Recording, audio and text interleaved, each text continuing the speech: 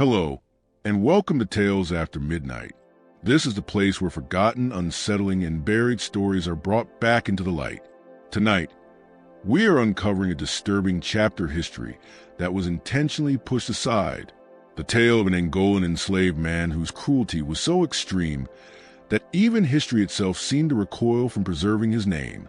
The buried story of Kafele Nzinga. This is a name most history books avoided, not because there was no evidence, but because the truth behind it was too disturbing to comfortably record. What you are about to hear has been reconstructed from scattered plantation records, fragments of trial documents, and first-hand accounts that were deliberately ignored or dismissed for generations. Before we begin, tell me, where are you watching from right now?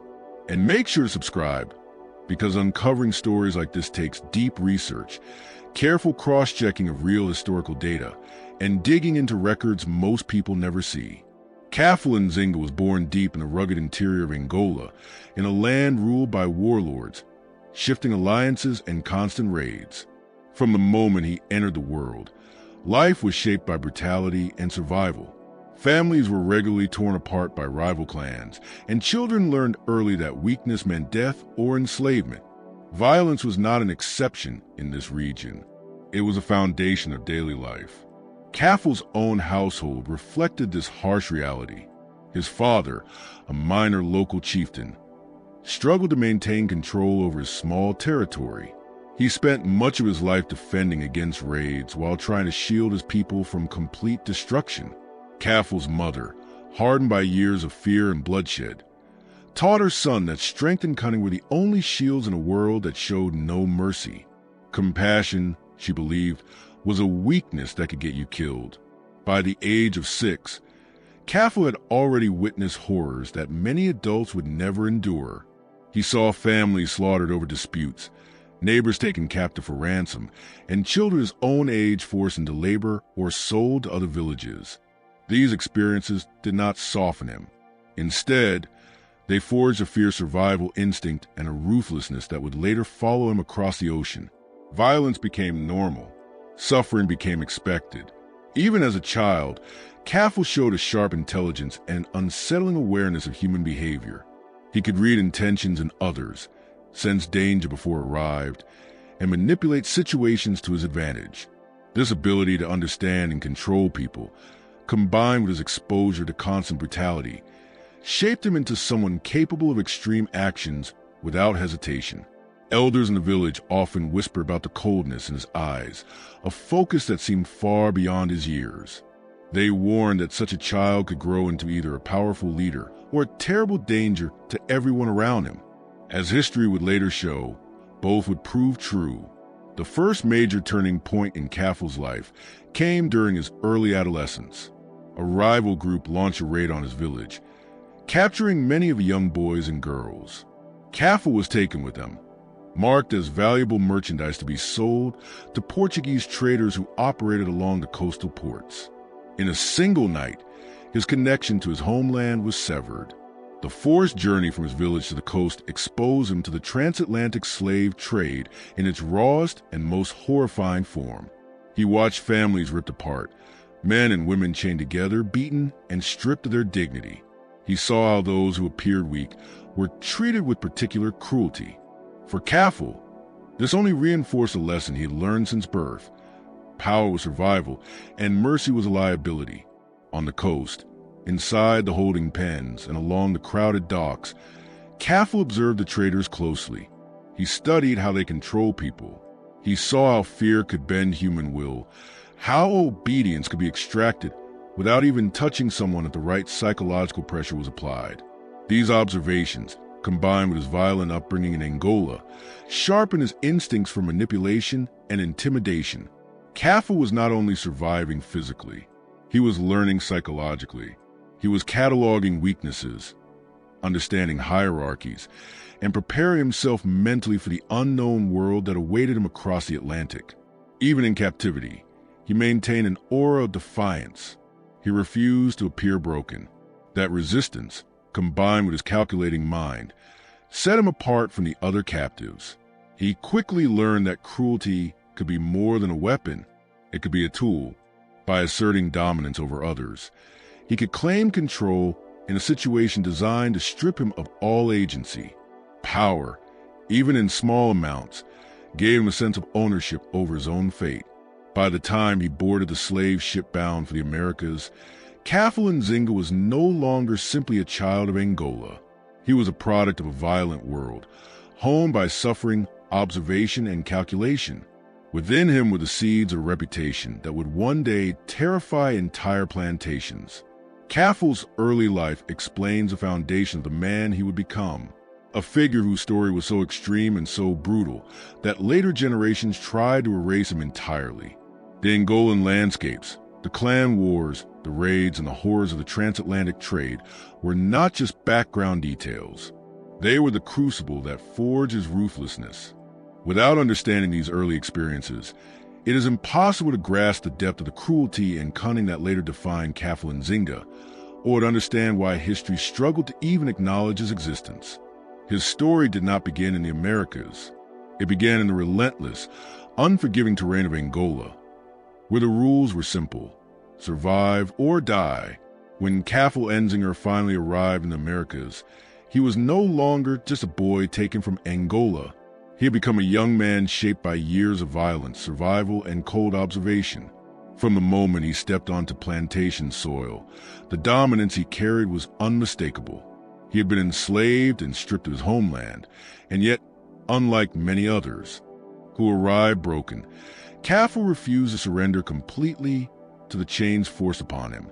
Instead, he adapted the cruelty he had learned in Angola to the structure of the plantation itself, finding ways to assert control where others could only submit. The first signs of his extreme behavior appeared almost immediately. Where most enslaved people were driven into obedience through exhausting labor, lashes, and constant surveillance, Kafele relied on fear and intimidation to secure a psychological advantage over those around him. He quickly realized that overseers, despite being armed and legally empowered to punish, were not invincible. Their authority depended more on obedience than on raw strength. Kafele discovered that carefully applied cruelty, used at precisely the right moment, could manipulate both fellow captives and even those placed in power over them. He became a figure others avoided and whispered about, a presence that commanded attention without the need for constant physical enforcement. Kafele's reputation grew as he began asserting dominance over his peers. He did not simply fight or react impulsively. He engineered situations that ensured his superiority. A young man who might challenge him would wake to subtle but terrifying signs: tools mysteriously missing, livestock found injured, or threats scrawled in dust or mud. Kafele understood that strength alone was not enough. Cruelty had to be psychological as well as physical. The enslaved workers, many of them terrified by his unpredictable nature, often complied simply to avoid becoming the next target of his wrath. His behavior went beyond rebellion. It became a system of control, a twisted mirror of the power hierarchies that had ruled his homeland in Angola. In a horrifyingly small scale, he recreated the same structures of dominance and fear that had shaped his childhood. What made Kafele truly feared was the calculated precision of his cruelty. He did not act in bursts of rage. Every move was deliberate, designed to provoke terror and enforce obedience. Those who tried to speak against him or resist his intimidation often found themselves punished in ways that left no obvious marks. A meal that caused sudden illness, an accident during labor that seemed too perfectly timed, or a whispered threat that shook the mind more deeply than any physical blow. Even the overseers began to notice that people who crossed Kafele seemed to suffer unusual misfortunes. Nothing could ever be definitively proven, yet fear of his presence spread throughout the plantation. He became both a warning and a legend among the enslaved population. To some, he was a monster. To others, an unavoidable force that had to be respected to survive. Kafele's methods of cruelty did not stop with those enslaved alongside him. He began challenging authority in subtle ways that would later disturb historians. Surviving records suggest he exploited the weaknesses of overseers and plantation owners, finding moments to humiliate or manipulate them without drawing immediate suspicion. a shipment misplaced through his interference, livestock mishandled under his guidance, or rumors quietly planted and spread at exactly the right time. Each act served to destabilize the plantation hierarchy, while keeping Kafele's own position relatively secure. Even the most experienced slaveholders started to view him as more than a laborer. He was a disruptive force they could neither fully control nor completely understand. He was dangerous not because of open rebellion, but because of how quietly and effectively he undermined their authority.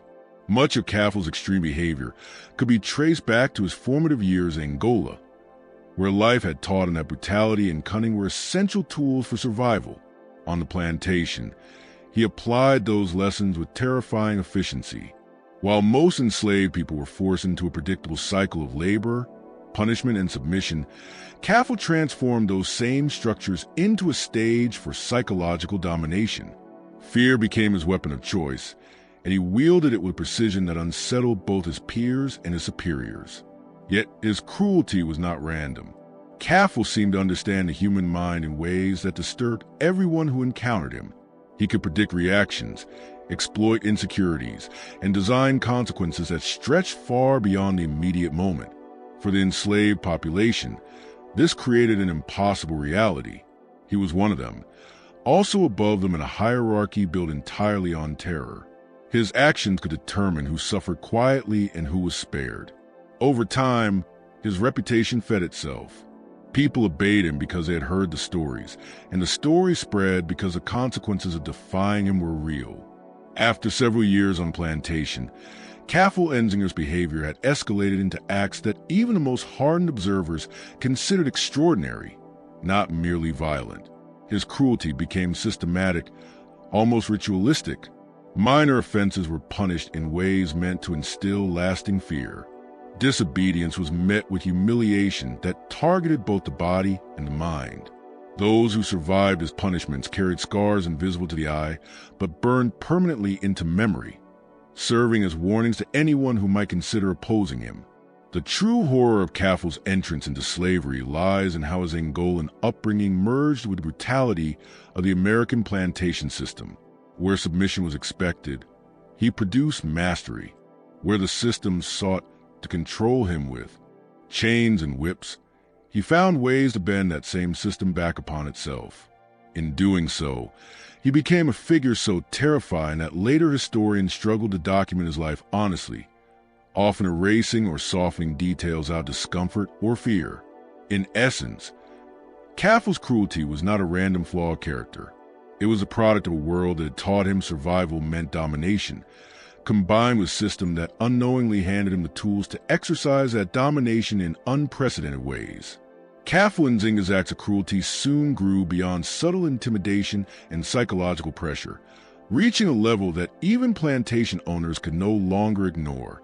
While countless enslaved people endured punishment as a daily reality, Kafele reversed the balance in ways that were both shocking and calculated. He did not simply resist or rebel. He orchestrated events that left both enslaved workers and overseers living in uncertainty, never sure what was coincidence and what was manipulation. Scattered records described incidents that seemed almost unbelievable. Livestock was found dead under strange circumstances. Tools and food supplies were mysteriously ruined. Accidents occurred that appeared unavoidable, yet they aligned too closely with Kafele's presence to be dismissed as chance. One of the most notorious events involved a fire that consumed the plantation's main barn. The structure, which had stood for decades, was reportedly destroyed in a single night. Witnesses later claimed they had seen Kafele near the barn late the evening before, but no proof ever surfaced that he had started the blaze. Still, the pattern was undeniable.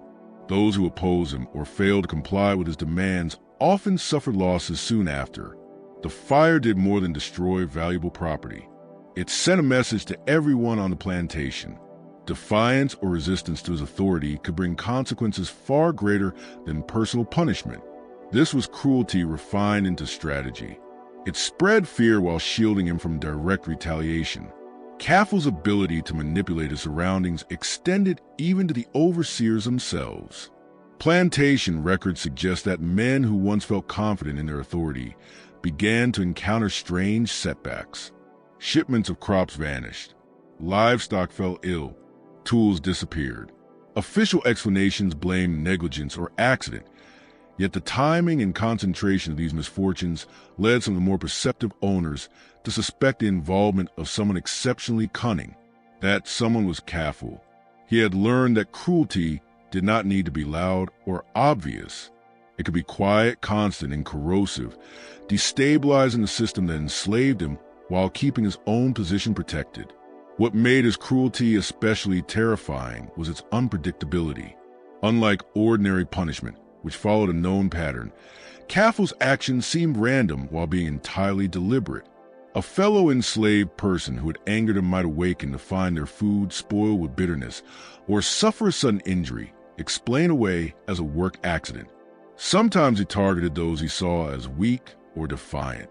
Other times, he acted simply to demonstrate power, punishing individuals without clear cause to reinforce the atmosphere of fear. This combination of psychological manipulation and physical threat created a climate of dread across the plantation. His reputation traveled faster than his actions, discouraging any serious attempt at resistance. People obeyed not because they understood him, but because they feared what might happen if they did not. Kafele's cruelty was also evident in the way he treated other enslaved children. While many children lived under harsh yet predictable supervision, Kafele imposed an order of his own. Younger or weaker children were often forced into labor beyond their strength or coerced into serving him directly under threat of punishment. Accounts suggest he used intimidation, threats, and small but deliberate acts of violence to enforce compliance, building a hierarchy where he was both feared and obeyed. This mirrored the power structures he had known in Angola, where dominance and control were essential for survival. In recreating those systems, he was not only asserting authority, but reliving the only form of order he had ever understood. One of the most chilling aspects of Kafele's behavior was his ability to anticipate human reactions. He seemed to understand how fear, loyalty, and insecurity shape people. He exploited these weaknesses with precision. Close friends could be turned against one another through subtle manipulation, a whispered warning, a missing object, a hint of betrayal planted at the right moment. Over time, this bred distrust so deeply that cooperation and rebellion became nearly impossible. Kafele's actions were not cruelty for its own sake. They were survival instincts transformed into weapons. In a world designed to strip him of all power, he found ways to seize it.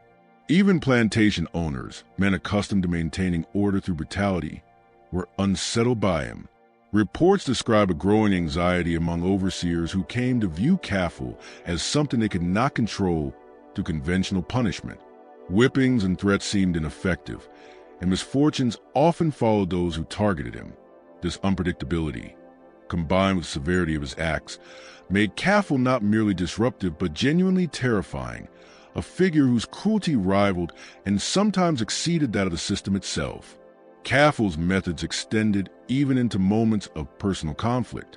Disputes were rarely settled through direct violence alone. Instead, he favored indirect forms of suffering.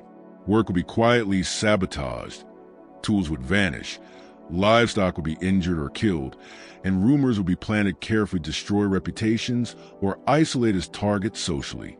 Every action, no matter how small it seemed, carried meaning. Each one reinforced his dominance and sent a clear message. Resistance was useless. Over time, the enslaved community came to understand that Kafele's cruelty was everywhere. It was unavoidable and far more sophisticated than the whip or the threat of punishment from an overseer.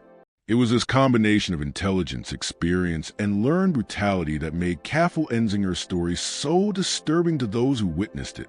He had absorbed the lessons of his childhood in Angola, where survival depended on both strength and cunning, and then applied them in a new world where power was supposed to belong only to the oppressors.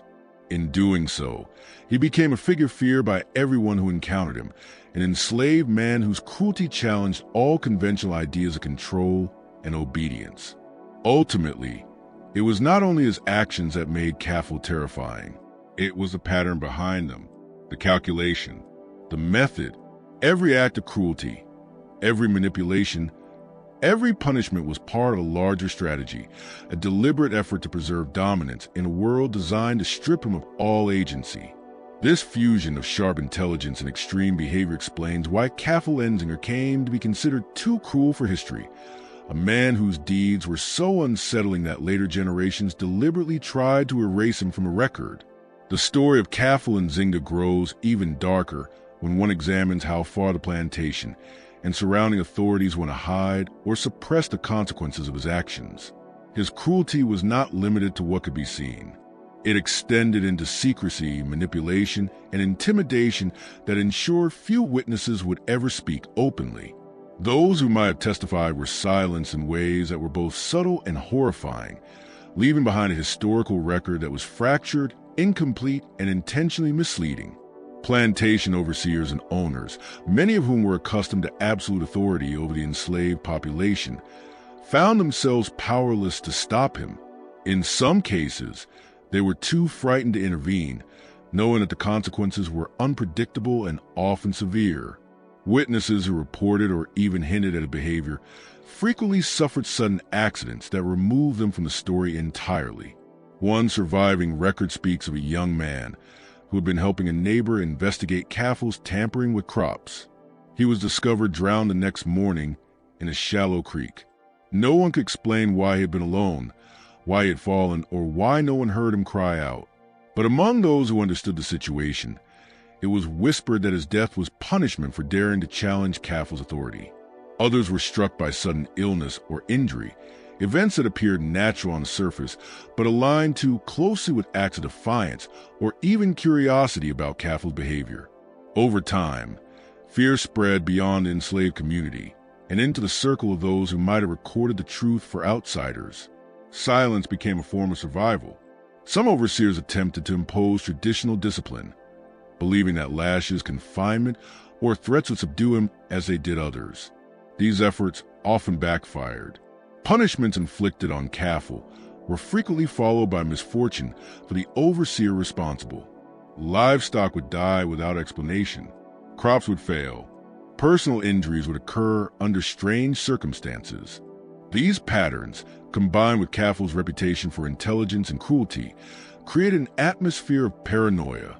Many overseers chose to record only neutral observations or omit details that might draw attention to him. The more the owners tried to suppress the chaos, the more his influence grew in whispered stories among both enslaved and free communities. There is evidence that the silencing went beyond fear of physical retaliation. Plantation records reveal deliberate omissions in logs, reports, and correspondence whenever his name or actions should have appeared. Entries regarding missing laborers, destroyed property, or unexplained deaths were altered, rewritten, or left entirely blank. The language in official documents became vague, referring only to losses, accidents, or unfortunate events without assigning responsibility. Later historians concluded that these gaps were not simple clerical mistakes. They were systematic efforts to conceal Kafele's actions by manipulating records and intimidating witnesses into silence. The plantation effectively erased much of the proof of his extreme behavior. Even within the enslaved community, silence was enforced through fear and social pressure. Kafele was known to target anyone who spoke of what they had seen or heard. Families who tried to warn others were threatened or subtly coerced into submission. Children were punished not for misbehavior, but for speaking about his deeds, ensuring that stories remained broken, scattered, and controlled. In this way, a hierarchy of terror was created, one in which knowledge itself became dangerous, and silence became the only protection.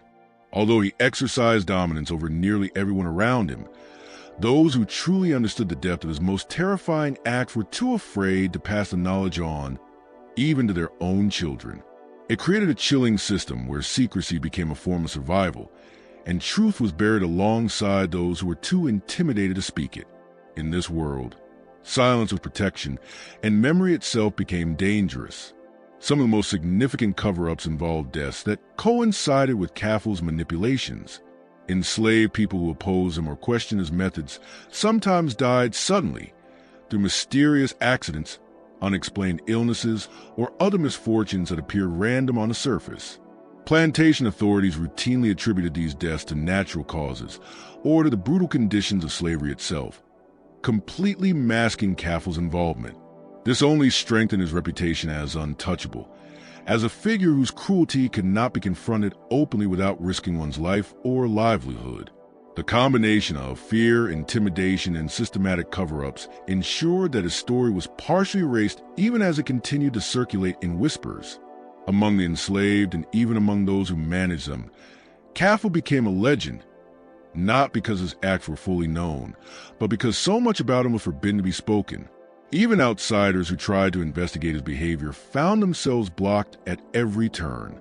Local magistrates, priests, and traders were aware of the rumors, but they rarely committed them to official record. Letters and private correspondence occasionally hinted at problems involving certain enslaved individuals, but names and details were carefully obscured. This deliberate obfuscation was driven not only by fear of Kafele himself, but also by a desire to avoid scandal, to prevent wider acknowledgement that an enslaved person could exert such terror over a system designed to completely suppress him. The story of Kafele Nzinga therefore became not just a story of individual cruelty, but one of institutional complicity. By the time later historians attempted to piece together his life, the consequences of silenced witnesses and altered records were painfully obvious. Entire decades of evidence were missing. What remained were fragments, scattered references, and oral histories passed down cautiously and incompletely. What survived often came from those too distant to understand the full scope of his cruelty, or from observers who dared to speak despite the danger. Together, these accounts painted the portrait of a man whose brutality was not only extreme, but magnified by the secrecy surrounding him. The more terrifying his actions were, the more aggressively they were hidden. In this way, Kafele Nzinga's cruelty was preserved through a paradox. Deaths, misfortunes, and manipulations were recorded vaguely or erased entirely. Witnesses were silenced, coerced, or removed. And because of this, his story was almost entirely wiped from official history, leaving only whispers, gaps, and a reputation so dark that later generations struggled to comprehend it. The cover-ups were not only about hiding his acts. They were about protecting the fragile social order of the plantation, while simultaneously feeding the legend of a man whose cruelty no written record could fully capture. The erasure of Kafele Nzinga from history was not accidental. It was deliberate, systematic, and driven by fear. Fear of the truth. Fear of what his actions revealed about the instability of slavery. Fear of the uncontrollable power an enslaved individual could wield. Kafele's cruelty and cunning left an indelible mark on every plantation he touched. Yet those marks were inconvenient for narrative plantation owners, and later historians wanted to preserve. To acknowledge him fully would have meant admitting that a system built on absolute control had been challenged and, in some ways, outmaneuvered by someone considered powerless. From the earliest records, attempts were made to obscure his name and the scope of his actions. Plantation logs, which normally detail daily labor, punishments, and property management, contained only vague references to troubles or losses. Deaths, injuries, and misfortunes that followed Kafele's involvement were labeled as accidents, illness, or mismanagement. Overseers who might have testified were intimidated into silence, transferred away, or removed from the plantation through mysterious circumstances. Even the enslaved community, fully aware of the danger of speaking too freely, became an unwilling participant in this erasure. Oral histories were broken, passed in whispers, and shared selectively to avoid reprisal. Knowledge itself became a liability. When historians later tried to reconstruct his story, they encountered a wall of silence. Letters between plantation owners and traders often showed deliberate omissions.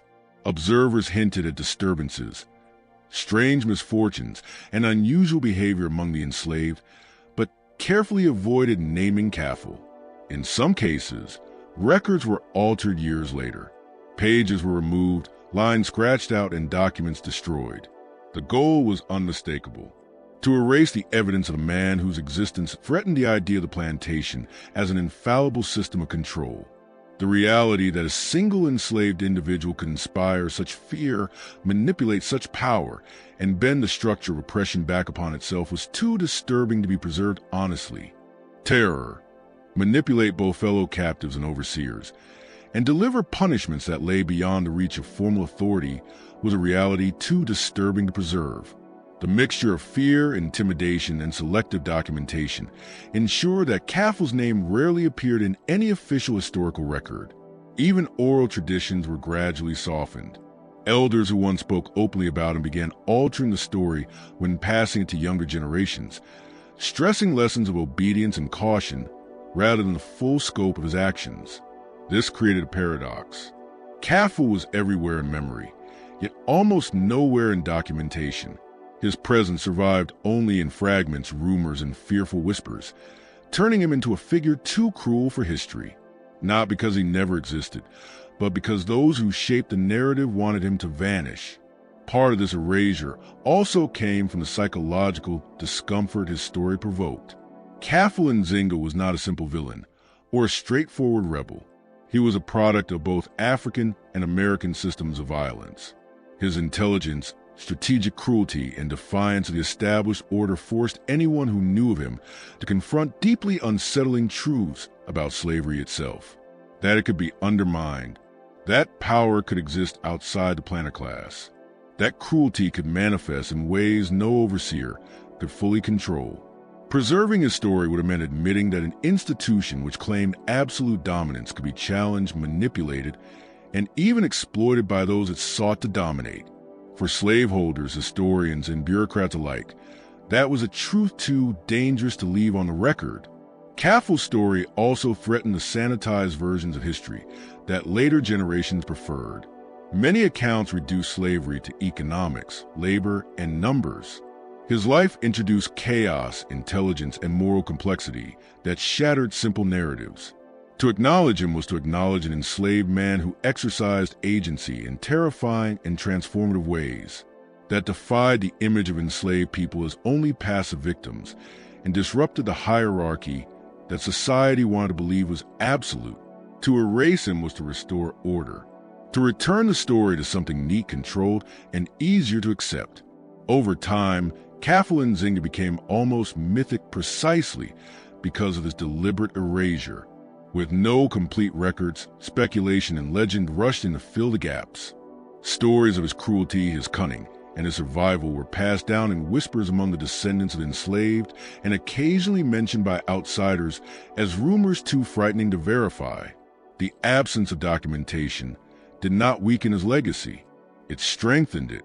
By the 20th century, Kafele had transformed from a historical figure into something almost spectral, a symbol of both the raw consequences of human cruelty and the dangerous power that could rise from oppression. Academic texts and official histories ignored him, leaving behind only footnotes, vague references, or cautionary tales buried in oral tradition. Yet the absence of his name never erased the impact of his actions.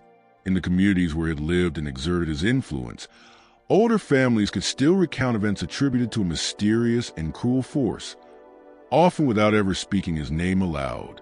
His story lived on in effects rather than in records. This deliberate burial ensured that Kafele Nzinga became a ghost not only in spirit, but in history itself, present through action, absent through documentation. In the end, Kafele Nzinga's existence was erased because it was inconvenient, dangerous, and deeply uncomfortable for those who controlled the narrative of slavery. His intelligence, cruelty, and ability to dominate challenged the illusion of total control upon which plantation society depended. It was easier to delete him from official history than to confront what he represented. That even within a system designed to oppress absolutely, a single individual could wield fear, manipulate power, and leave a legacy too powerful to ignore. And so Kafele Nzinga survives not in textbooks, but in whispers, in broken memories, and in stories too terrifying to be formally recorded. It